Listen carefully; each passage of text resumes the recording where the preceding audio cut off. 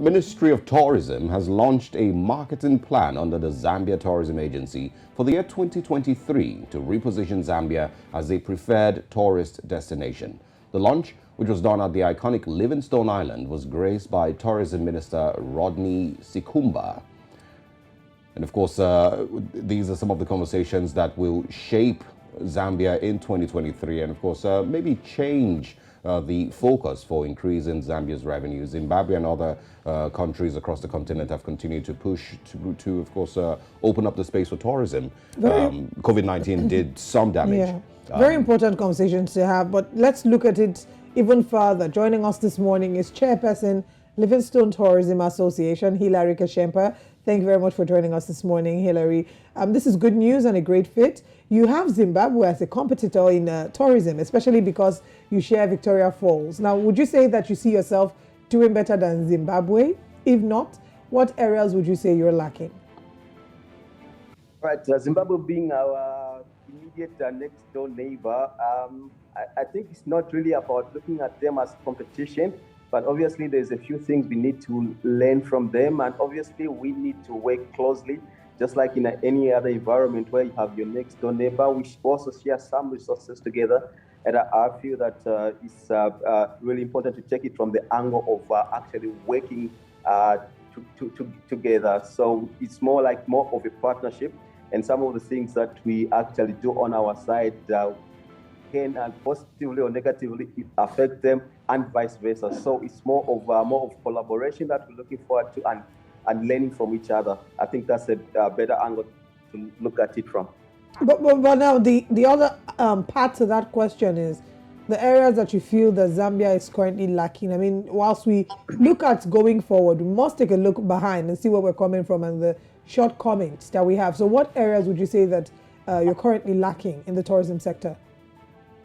I think it's many areas, to be honest, that we need to improve on, and especially after COVID. Prior COVID, we still had a number of areas that we needed to work on, just to improve. Fairly, we were improving, but we're definitely far from where we were supposed to be.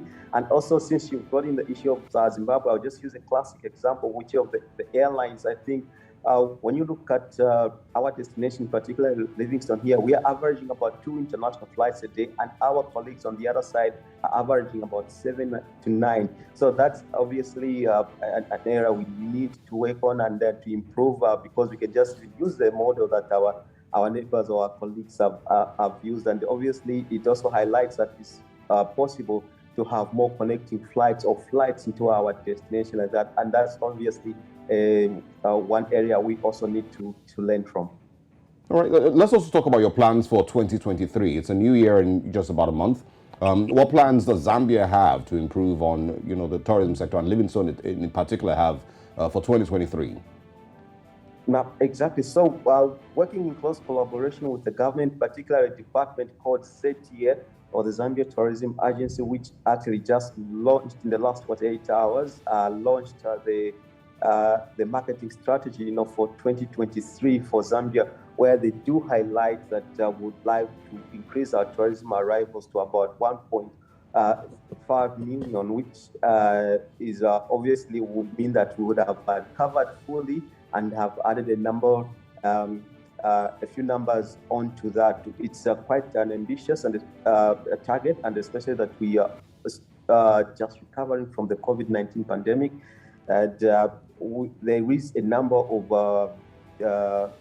plans, strategies that will have to be employed in order to realize this strategy, and it's a broad spectrum of issues that are ranging from the cost of doing business and how to attract the numbers into our destination, and how to just work on our weaknesses, how to attract even the local business, the leisure business, also the business tourism, and all that. So there is actually a broad spectrum that was also detailed in the ZTIA marketing plan, but something that we also agree with, and also we will support, because on most of the points we actually do agree. So on our end as well is to make sure that this is not just a document, but it's actually put into action, and then we demand, by the end of the year, results. But we will not just be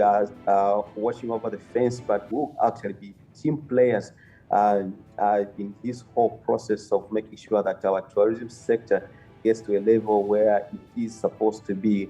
Because right now there is a huge mismatch between our tourism potential and where we are actually. On a much lighter note, it's the first day of December and we're counting down to the end of the year. Of course, it's the Yuletide season around the world. What is the culture in Zambia like, and how does the Yuletide impact tourism in Zambia? At this period around, we would say mostly, if we're to take it from the domestic market, mostly because we are huge on Christmas and New Year, and traditionally we like to travel around within Zambia, and so far we are, especially the second half of this month, we are already building good numbers just from the domestic market, because they are coming here to have Christmas, and obviously they have the crossover of the New Year being experienced from our destination.